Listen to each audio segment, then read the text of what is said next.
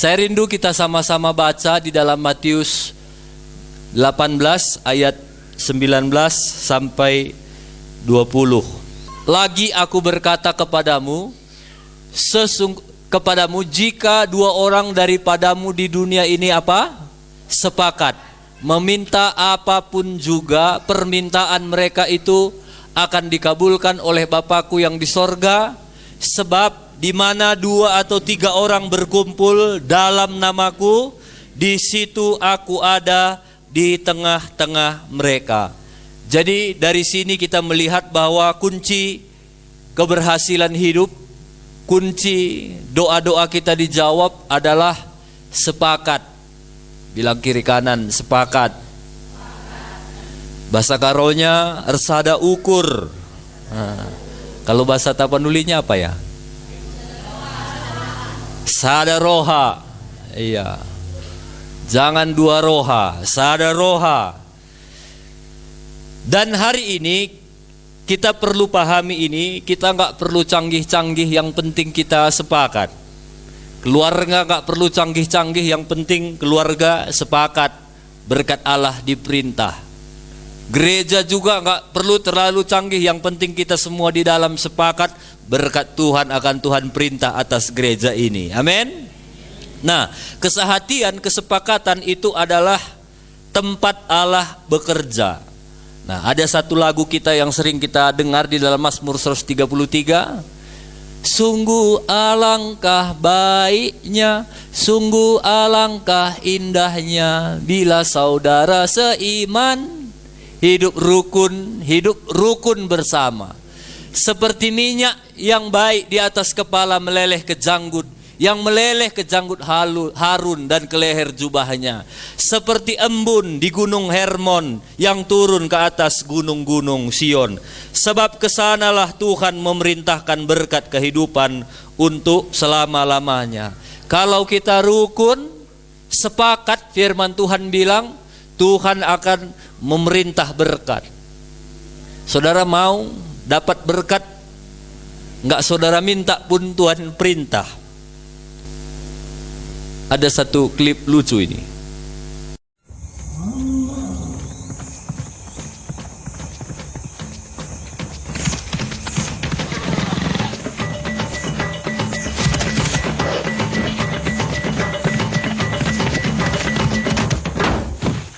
Ini kalau istilah orang Karo, naruhkan bana. Tidur aja pun singanya datang berkat itu. Itulah contoh berkat diperintah. Bisa ini terjadi dalam hidup kita. Itu kan ada 2 singa tadi, mungkin itu suami istri, mereka rukun selalu. Gua mae, gua pae. Ulah naik kita rubat ya lo dali, murah Cina lo dali turang nanti ginting. Sepakat dia, rukun dia, datang berkat itu kebak depan kenaku katanya.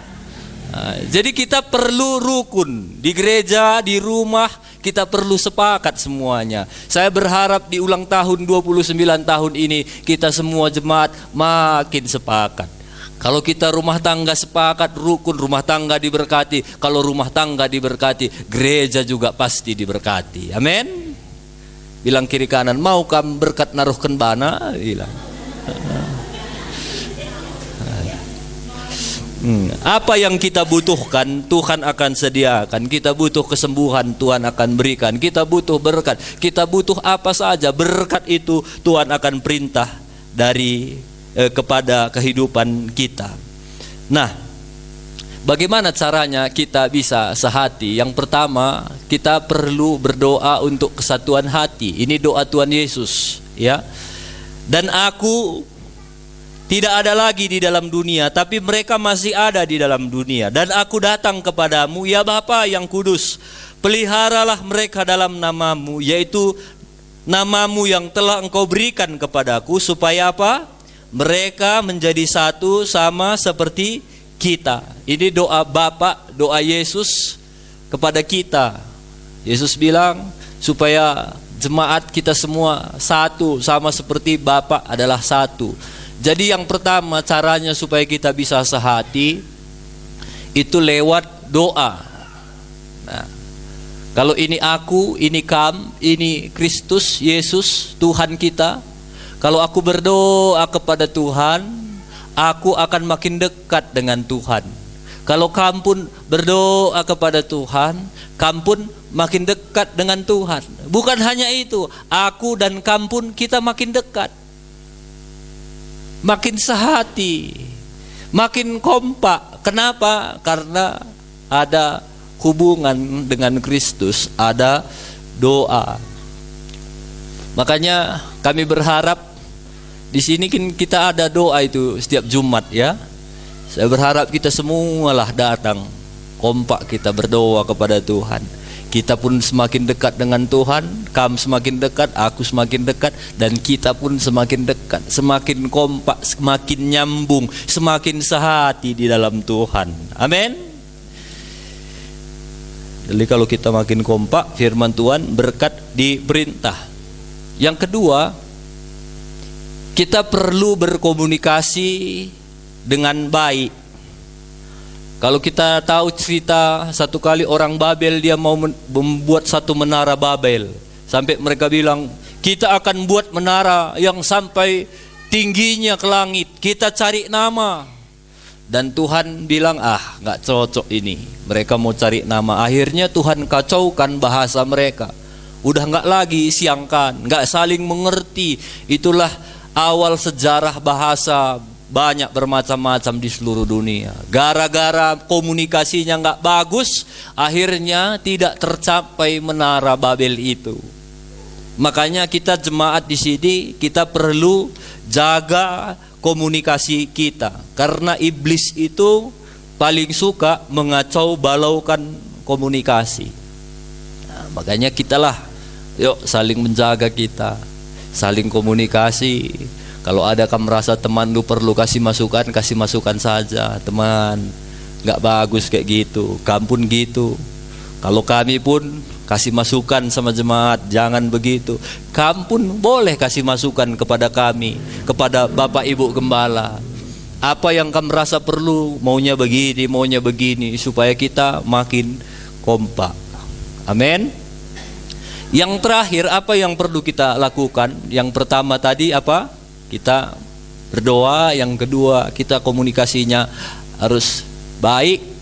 Nah, ini cerita bagaimana satu kali ada orang yang sakit gak bisa jalan. Lalu di satu rumah Yesus sedang ada di situ. Orang itu mau masuk dari pintu gak bisa, karena banyak orang. Akhirnya kalau kita bisa pakai 4 talinya itu, ada 4 orang, mereka sepakat.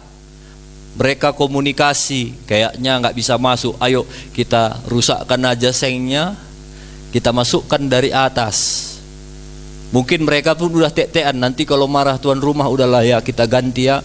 Pergi nanti kita ke Panglong, kita ganti berapa nanti sengnya rusak. Yang penting teman kita ini sembuh. Itu menyebabkan mereka akhirnya sepakat. Dan menurunkan orang kayak gini pakai tali susah itu. Harus kompak. Kalau nggak kompak, sama kayak nurunkan peti ke kuburan itu biasanya. Saya pernah lihat di YouTube, lepas jatuh mayatnya ke bawah. Jadi harus kompak, harus tahan ulur. Kadang-kadang kamu harus tahan perasaan dulu supaya kita kompak. Aduh, ku tahan ya. Kadang-kadang orang pula harus nahan perasaannya gara-gara perkataan du. Biasa itu, tapi kita harus jangan orang terus tertekan perasaan maunya. Kadang-kadang ya harus kita juga, ya aku sabar. Kadang-kadang orang yang harus sabar menghadapi kita, harus kompak. Dan akhirnya dia turun dan Yesus menyembuhkan. Dan Yesus sangat menghargai kekompakan, kesatuan, arsada ukur, sada roha. Yesus sangat menghargai itu. Jadi itu yang kedua ya, kita harus dapat berkomunikasi dengan baik. Yang ketiga, kita semua jemaat belajar rendah hati, termasuk gembala, jemaat, pelayan-pelayan semua. Biarlah kita makin hari makin rendah hati. Filipi 2 ayat 2. Karena itu sempurnakanlah sukacitaku dengan ini.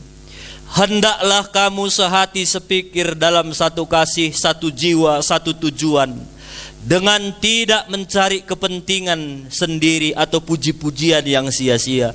Sebaliknya apa? hendaklah dengan rendah hati, yang seorang menganggap yang lain lebih utama daripada dirinya sendiri. Janganlah tiap-tiap orang hanya memperhatikan kepentingannya sendiri, tetapi kepentingan orang lain juga. Hendaklah kamu dalam hidupmu menaruh pikiran dan perasaan yang terdapat juga dalam Kristus Yesus, yang walaupun dalam rupa Allah tidak menganggap kesetaraannya dengan Allah itu sebagai milik yang harus dipertahankan, melainkan telah mengosongkan dirinya sendiri dan mengambil rupa seorang hamba dan menjadi sama dengan manusia. Jadi yang ketiga, kita semua anak-anak Tuhan, belajarlah kita menganggap kawan kita lebih penting. Belajar lebih rendah hati. Semua kita di sini satu di dalam Tuhan. Sama seperti tubuh, kita semua ini tubuh Kristus. Kelingking ini tidak kalah penting dari yang lain-lain. Kelingking kecil pun tapi dia penting. Kalau misalnya kita korek telinga, biasa pakai kelingking, gak mungkin pakai jempol, karena semua ada fungsinya walaupun kelihatan kecil. Rambut ini pun ada fungsinya, alis ada fungsinya, dan semua saling membutuhkan. Gak bisa tangan kerja sendiri, kalau gak ada mulut lemas juga ini, gak makan. Gak bisa kaki jalan sendiri, kalau gak ada mata bisa tabrakan. Jadi kita semua saling membutuhkan, dan biarlah kita belajar menganggap orang lain lebih penting. Satu kali ada baris berbaris.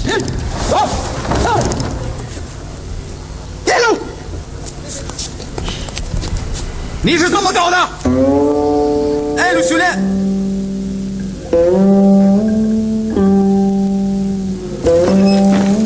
Dia merasa dikecilkan. Kenapa aku nggak dapat gambar? Semua orang dapat gambar. Dia kecewa, dia sedih. Dia merasa nggak berarti.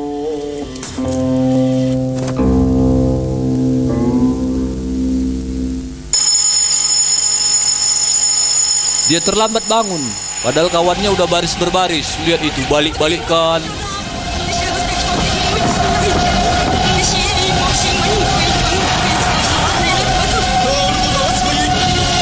Sap. Nah, ompong. Kenapa? Karena yang pegang putih tadi masih tidur. Sering kita kan gitu ya. Waktu kita lihat, aku ini nggak ada apa-apanya. Kita lihat kain putih, kita pikir kita nggak berharga, nggak diperhitungkan aku. Apalagi tadi dimarahi komandannya dia. Padahal putih kosong itu pun sangat menentukan. Lihatlah, tanpa dia udah ompong, gara-gara satu saja. Bilang kiri kanan, kamu begitu penting di gereja ini. Saya berharap nggak ada jemaat berpikir gini, datang pun aku, nggaknya ada pengaruhnya di gereja itu. Ompong. Kita mungkin nggak lihat, tapi Bapak di sorga kan lihat. Aduh, ompong ini, kursi kok banyak ompong ini. Semua kita penting. Ingat, semua kita penting, dan belajarlah. Kalau kita penting, kita juga harus belajar menganggap orang lain penting. Yesus itu sederhana sekali. Pada zamannya dia begitu berdampak, begitu dahsyat. Kenapa? Karena Yesus kita itu dia rendah hati, menganggap orang lain lebih penting dari diri. Terbukti Yesus basuh kaki murid-muridnya karena dia merasa murid-muridnya itu penting.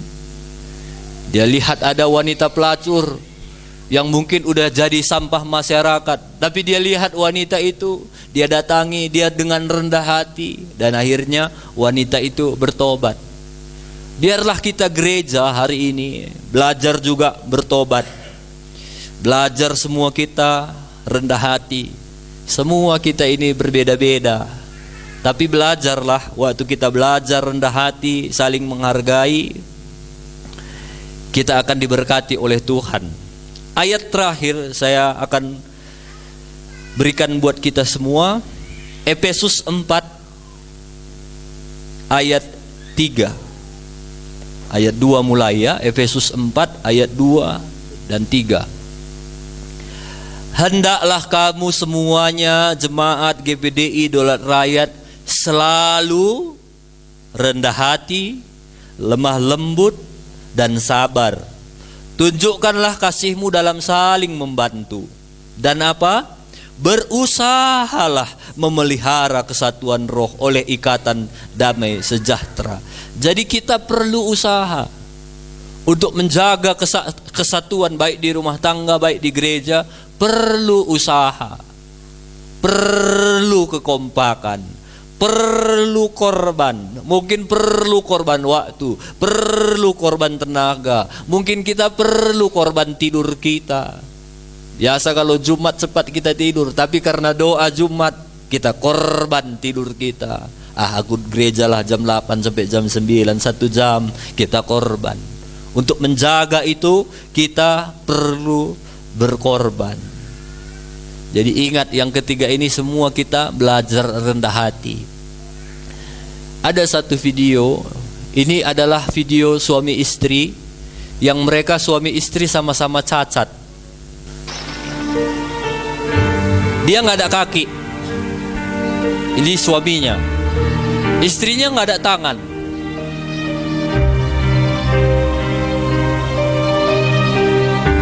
Sama dengan hidup kita, semua kita punya kekurangan. Mungkin kamu gak ada tangan dulu secara rohani. Mungkin kamu lemah di satu sisi, tapi ada kelebihan dulu. Teman dulu juga sama, ada kelemahannya, tapi di satu sisi ada kelebihannya. Kalau kita mementingkan diri sendiri, kita nggak akan bisa apa-apa karena kita lemah. Tapi waktu kita bersatu, kompak, lihat, menjadi satu tarian yang indah. Ketidaksempurnaan, kelemahan pun bisa menjadi satu kekuatan ketika kita kompak bersatu.